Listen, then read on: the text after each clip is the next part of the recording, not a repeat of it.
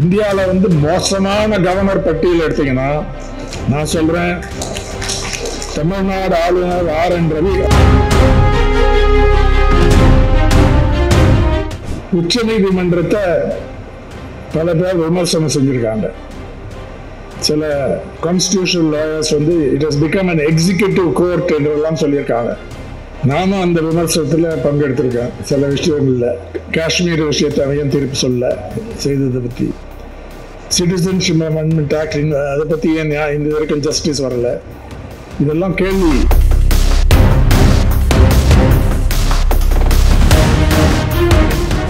Three language policy தேவை, கட்டாயமாக நீ அமல்படுத்த வேண்டும் என்ற அந்த டிமாண்டுக்கு மறுத்து விட்டார்கள். பேர் மதிப்புக்கும் பாசத்துக்கும் உள்ள ஆசிரியர் டாக்டர் கே வீரமணி அவர்களுக்கு முதல் கண் வணக்கத்தை தெரிவித்துக் கொள்கிறேன். மூத்த வழக்கறிஞர்கள் 2 பேர், இளங்கோ அவர்களும் வில்சன் அவர்களும் இந்த ஜட்ஜ்மெண்ட்டுடைய முக்கியத்துவத்தை அம்சங்களை அதுக்கு பின்னால் நடந்த ஆக்ஷன்ஸ் உள்பட என்னென்ன சூழ்ச்சி செய்தார்கள், எவ்வளவு காலம் வீணாக்கினார்கள் என்ற அந்த நல்ல இன்ஃபர்மேஷனை கொடுத்துருக்காங்க, இன்சைட்ஸ் உள்பட. வில்சன் அவர்கள் வந்து அந்த ஜட்ஜ்மெண்ட்னா 414 பேஜ் ஜட்ஜ்மெண்ட்டை படித்தா அவருடைய சப்மிஷன்ஸும் அதில் தெளிவாக இருக்கு. முகுல் ரோஹத்கி, மனு சிங்வி, திவேதி, வில்சன் எல்லாம் சீனியர் அட்வொகேட்ஸ் அண்ட் அவங்க டீம் ஒரு பெரிய போராட்டத்தை நடத்திருக்காங்கன்னு தான் தெரியுது. உச்ச நீதிமன்றத்தில் ரொம்ப தந்திரத்துடன், ரொம்ப பேஷண்டாக பல விஷயங்களை படித்து, புது விஷயங்களை கண்டுபிடித்து கூர்மையான ஒரு கேஸை நடத்திருக்காங்க. அது ஒரு பெரிய வெற்றி. அதற்கு பின்னால் இருக்கக்கூடியதை பற்றி ஏற்கனவே சொல்லியிருக்கோம். திமுக அரசின் தெளிவான, தைரியமான, வெற்றிகரமாக முடிச்ச இந்த ஒரு நிலை, ஒரு ஐடியாலஜிக்கல் பொசிஷன் என்று சொல்ல, அரசியல் இதில் ஒரு நல்ல தெளிவான இது. ஒரு விஷயத்தை உங்களுக்கு ஞாபகப்படுத்த விரும்புகிறேன். ஆகஸ்ட் 15, 2007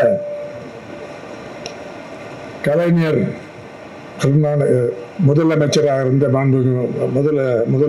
இருந்த கலைஞர் கருணாநிதி அவர்கள், நான் எடிட்டராக இருக்கும்போது Anatomy for the States, Federalism at the Center என்ற ஒரு சிறந்த எடிட்டோரியல் பேஜ், ஒரு கட்டுரையை எழுதினார். அதை வச்சிருக்கேன், ஆங்கிலத்தில் இருக்கு. அதை நன்றாக தமிழில் மொழிபெயர்க்க முடியும். நான் வந்து I'm going to request Dr. Veeramani to get it done. இல்லை, அப்புறம் நீங்கள் பண்ண வேணாம். அதில் வந்து தெளிவாக ஒரு சுருக்கமாகவும் ஒரு சசிங்டாக என்னென்ன எதனால் இது தேவை, state autonomy, federalism at the centre, cooperative federalism, அவங்களுக்கு ஒரு பங்கு இருக்கு, நம்ம வந்து ஒத்துழைப்போம். ஆனால் ஃபெடரலிசம் இஸ் இம்பார்ட்டன்ட். அந்த கமிட்டிஸு பல ரெக்கமெண்டேஷன்ஸ் ஏன் செய்ய மறுத்துட்டாங்க, ஆனால் இது போராட வேண்டும் என்று அந்த நோட்டில் அதை எண்ட் பண்ணிருக்காரு. மாண்புமிகு முதலமைச்சர் மு.க. ஸ்டாலின் அவர்கள் கலைஞருடைய கார்பன் காப்பி இல்லை, கொள்கை ஒண்ணுதான். நான் பல தடவை சொல்லியிருக்கேன், வேற ஸ்டைல். கார்பன் காப்பி இருந்தால் நல்லா வராது. தெளிவா ஒரு ஃப்ரேஸ் எனக்கு ஞாபகம் வருது. அமெரிக்க ஜனாதிபதி தியோடோர் ரூஸ்வெல்ட் என்பவர் ஒன்று சொன்னார், speak softly and carry a big stick. கொஞ்சம் சாஃப்டாக பேசுவார், பழகுவார். இந்த ஆளுநரை ஏன் சான்சலர் பதவியிலிருந்து எடுக்கல, அதிகம் பண்ணியிருக்கலாம்ல மசோதாக்கள்னு எனக்கு அந்த கருத்து வரும். ஆனால் அது மெதுவாக போகணும், ஒரு கேர்ஃபுல்லாக போகணுங்கிறதுல டவுட் இல்லை. கேரி ஏ பிக் ஸ்டிக் என்றால் என்ன? அடிதடிக்கு இல்லை, பெரிய விஷயங்கள் வந்து ஸ்ட்ராங்காக அதை ஃபைட் பண்ண முடியும் என்ற அந்த அர்த்தத்தில் தான் இருக்கு. அதுக்கு எடுத்துக்காட்டு என்னவென்றால் delimitation. Joint action committee for டீலிமிட்டேஷனை பல மாநிலங்கள் இருக்கக்கூடிய முதலமைச்சர்களையும் வேறு தலைவர்களையும் கூட்டு சிறந்த முறையில் முதல் கூட்டம் நடந்திருக்கு. அது தொடரும். ஏனென்றால் அது ஒரு முக்கியமான விஷயம். States that have done well, better than Hindi-speaking states in development, all-round development, industrialization, providing jobs, raising the standards of people, ordinary people, all the people, raising per capita income, providing health and education to all. அந்த வேறு துறைகளில் சக்சஸ்ஃபுல்லாக perform பண்ண அந்த அரசாங்கங்கள், குறிப்பாக சவுத்தில் இருக்கக்கூடிய அரசாங்கங்கள், மகாராஷ்டிராவிலையும் சேர்த்துக்கலாம், அவங்க வந்து இன்னைக்கு அந்த ரெண்டாவது பாப்புலேஷன், அந்த பாப்புலேஷன் growth குறைத்திருக்காங்க. அதுதான் பாலிசி, பாப்புலேஷன் கண்ட்ரோல். அதுக்கு வேறு பல பேர் இருக்கும், ஃபேமிலி பிளானிங், ஃபேமிலி வெல்ஃபேர் எல்லாம் இருக்கும். ஆனால் பாப்புலேஷன் growth ரேட்டை குறைக்க வேண்டும் என்பதுதான் ஒரு நேஷனலி அக்செப்டட் பாலிசி. அதில் வந்து நன்றாக செயல்பட்ட அரசாங்கங்களை இன்னைக்கு பனிஷ் பண்ண முடியுமா? லோக்சபாவில் அவங்களுடைய வெயிட்டை குறைக்க முடியுமா? அதாவது அது செய்தால் பாஜக போன்ற பிற்போக்கு சக்திகள், அத்தாரிட்டேரியன் கவர்மெண்ட்ஸ், மோசமான சக்திகள், மோஸ்ட் பேக்வர்ட் ஐடியாலஜி உள்ள சக்திகள், அவங்களுக்கு சாதகமாக இவங்களை பீனலைஸ் பண்ண முடியுமா என்ற நியாயமான கேள்வி எழுந்திருக்கு. அதை எப்படி அந்த விஷயத்தை அப்ரோச் பண்ண முடியும்னு தெரியாமல் திணறாங்க ஒன்றிய அரசாங்கத்தில் இருக்கிற ஹோம் மினிஸ்ட்ரி போன்றவர்கள். அதுக்கு ஒரு பதில் இன்னும் கொடுக்கவில்லை. கான்ஸ்டிடியூஷன்ல இருக்கு பாப்புலேஷன் பேஸ்ட். இது அதே நேரத்தில் வேறு அரசியல் அப்ஜெக்ஷன் இருக்கு. Do you penalize states for success? அதுதான் அதோடைய அந்த கேள்வியுடைய சாராம்சம். அதுக்கு பதில் கொடுக்க வேண்டும். பின்தங்கிய மாநிலங்களுக்கு வந்து ரிவார்ட் செய்கிறது, அது ஒரு பெரிய விஷயம். அது இது இருக்கு. அதை வந்து தெளிவாக முதலமைச்சர் தலைமையில் இருக்கக்கூடிய திமுக அரசு வித் சப்போர்ட் ஆஃப் அலைஸ் அதை வந்து நன்றாக எடுத்துக்கணும். அதுக்கு ஒரு நல்ல ரிசப்ஷன் கிடைச்சிருக்கு, ரெஸ்பான்ஸ் கிடைச்சிருக்கு from political circles all over. ரெண்டாவது வந்து 3 லாங்குவேஜ் பாலிசி.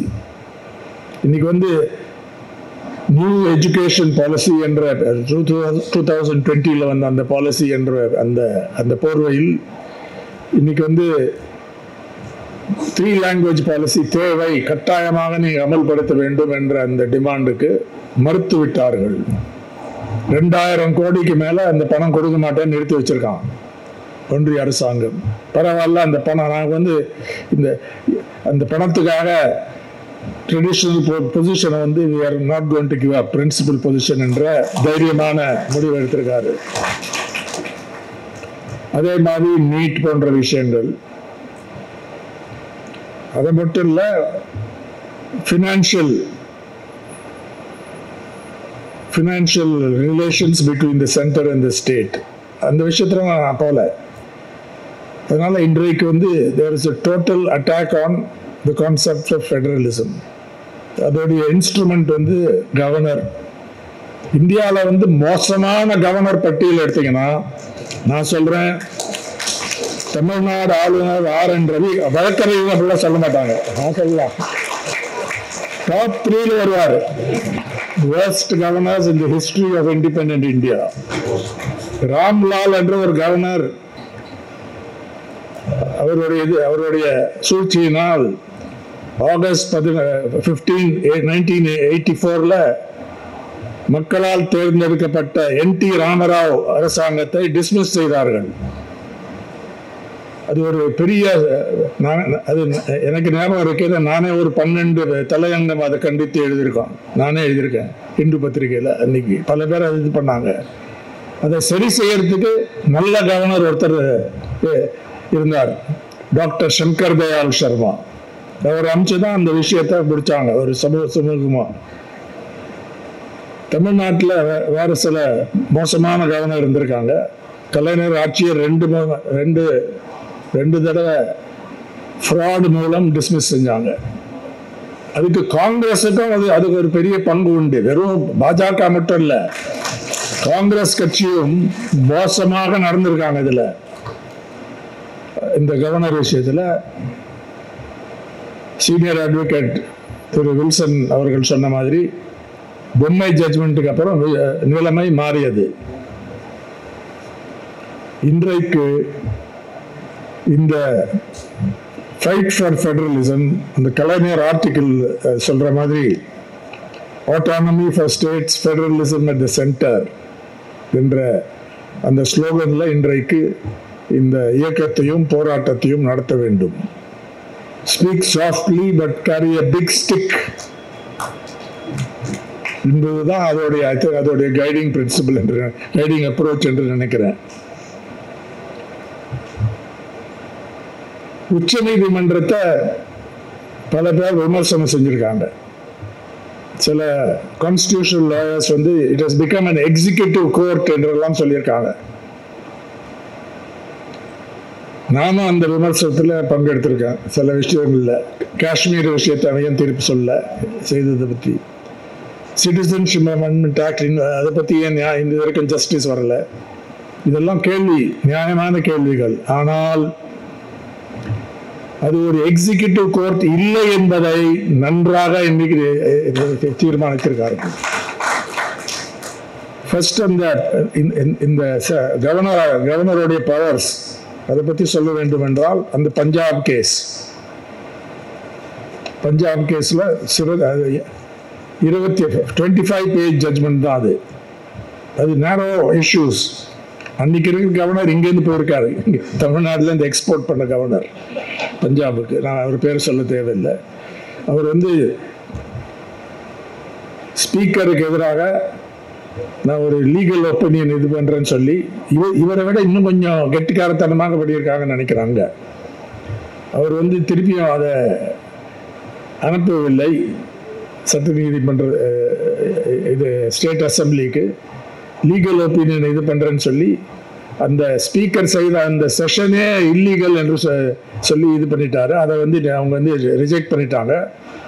அங்க முக்கியமான ஒரு பிரின்சிபல் அதுல இருந்து தான் வந்தது. அதுல இந்த நீதி அரசர் பார்டிவாலாவும் அதில் சேர்ந்தார் என்று வில்சன் அவர்கள் சொன்னாங்க. அது கரெக்ட்.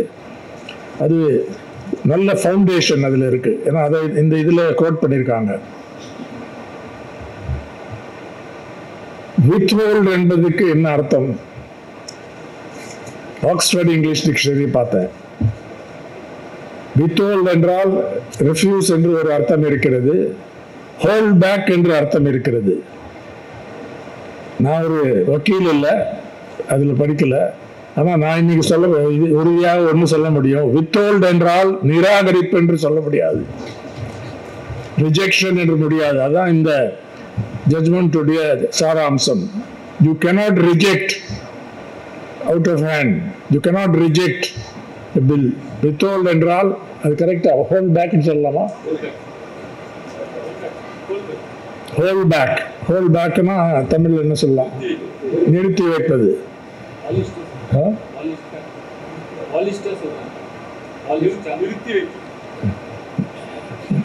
நிறுத்தி வைப்பதுதான். அது இன்னைக்கு எஸ்டாப்ளிஷ் ஆயிடுது. 3 கோர்ஸ், முன்னால 4 கோர்ஸ் என்று இருந்தது, இப்போ அது 3 தான் என்று தெளிவாக இன்றைக்கு இருக்கிறது. You are bound by the advice of the aid and advice of the Council of Ministers, State Council of Ministers. That is also established with some exceptions. விதிவிலக்கு அதுலேயே ஒரு எக்ஸப்ஷன் இருக்கு. உயர் நீதிமன்றத்துடைய அதிகாரத்தை ஏதாவது குறைக்கக்கூடிய அந்த விஷயமாக இருந்தால் பிரசிடென்ட் இதுக்கு ரிசர்வ் பண்ண வேண்டும். அதை தவிர சில எக்ஸப்ஷன்ஸ் இருக்கு. வில்சன் அவர்கள் கிளியராக சொல்லிட்டாங்க. அதுக்கு முன்னாடி இளங்கோ அவர்களும் சொன்னாங்க. அதாவது இதென்ன இதில் புதிய விஷயம் என்று. இன்றைக்கு அரசியல் ரீதியாக பார்த்தால் this has completely changed the way governors in India will from now on deal with or have to deal with bills passed by the assemblies or where there are two houses, both. என்று கிளியராக establish ஆயிடுது. Supreme court சொன்னதில் 2 விஷயங்களை படிக்கிறேன். The conduct exhibited on part of the governor, as it clearly appears from the events that have transpired even during the course of the present litigation, has been lacking in bona fides. Bona fides என்றால் அதுக்கு English டிக்ஷனரியில் பார்த்தா a person's honesty and sincerity of intention என்று இருக்கு. Honesty and sincerity of intention, அதுதான் அதோடைய அர்த்தம். அது that means அவர் ஒரு மோசமான ஒரு நல்ல எண்ணம் இல்லை, நேர்மை இல்லை, நல்ல எண்ணம் இல்லைன்னு தான் அதுக்கு அர்த்தம். அது இது நான் சொல்றது இல்லை, சுப்ரீம் கோர்ட் சொல்றது. There have been clear instances where the governor has failed in showing due deference and respect to the judgments and directions of this court. அதை பற்றி வில்சன் அவர்கள் ஆல்ரெடி தெளிவாக சொல்லியிருக்காங்க. நாங்கள் சொல்றது கூட கேட்கறது இல்லை, அதுக்கு மரியாதை அது இல்லை. In such a situation, இதுதான் point. In such a situation, it is difficult for us to repose our trust and remand the matter to the governor. இவரை நம்பி இந்த விஷயம் அவருக்கு அனுப்புறதுக்கு நாங்கள் தயார் இல்லை. With a direction to dispose of the bills in accordance with the observations made by us in this judgment. இந்த தீர்ப்பில் நாங்கள் சொல்லத அதை இவர் மதித்து will act in accordance with that பண்ணுவார் என்று எங்களுக்கு it is difficult for us. Article 142 அது சொல்லியிருக்காரு, empowers this court to do complete justice. அதனாலதான் we deem the assent to have been granted. Punjab கேஸில் அவங்க சொல்லிருக்காங்க, நாங்கள் அவர் எப்படி டீல் பண்ணோம்னு சொல்லல, except Article 200 that binds them. Only in the way that Article 200 has said, அதையும் கிளாரிஃபை பண்ணியிருக்காங்க, அது அங்கே சொல்லியிருக்காங்க. ஆனால் இங்கே எனக்கு தெரிஞ்ச ஒரு மசோதாவை சட்டமாக த்ரூ ஜட்ஜ்மெண்ட் பண்ணதாக ரொம்ப ரேர் கேஸ் இருக்கும். செய்திருக்காங்களா தெரியல, ஃபர்ஸ்ட் டைம் சொல்கிறாங்க. அதனால இதோடைய significance is very great. Judicial review அதை கொண்டு வந்திருக்காங்க, அதையும் அது இருக்குது. இன்னொன்று சொல்லியிருக்காங்க, பிரசிடென்ட் சில கஷ்டமான விஷயங்கள்ல, சிக்கலான விஷயங்கள்ல எங்ககிட்ட ரெஃபர் பண்ணலாம். அதாவது ஹைகோர்ட்ஸ் ஆர் சுப்ரீம் கோர்ட் அது அட்வைஸ் பண்ணியிருக்காங்க பிரசிடென்ட்டுக்கு இன்றைக்கு. அதனால இதுல பல விஷயங்கள் ரிச் கான்டென்ட் இதுல இருக்கு, பிரின்சிபல்ஸ். அப்புறம் அவங்க என்ன சொல்லியிருக்காங்கன்னா, கவர்னர் இந்த கான்ஸ்டியூஷனல் அத்தாரிட்டிஸ் அவங்க விரும்புகிற என்னென்னோ அவங்க ப்ரெஜுடிஸ் அந்த இதில் நடத்த முடியாது, ஆர்பிட்ரியாக இருக்க முடியாது. they are bound by the constitution. அது மட்டுமல்ல, லெஜிஸ்லேட்டிவ் அசம்பிளியில் அவங்க தான் மக்களால் தேர்ந்தெடுக்கப்பட்டிருக்காங்க 5 வருஷம். அந்த 5 வருஷத்தில் 3 வருஷம் நீங்கள் கெடுத்துடுறீங்க பில்ஸ் பாஸ் பண்ணாத. அது that is not acceptable. The courts that is subject to judicial review என்று சொல்லியிருக்காங்க. அதனால and finally they quote Dr. Ambedkar.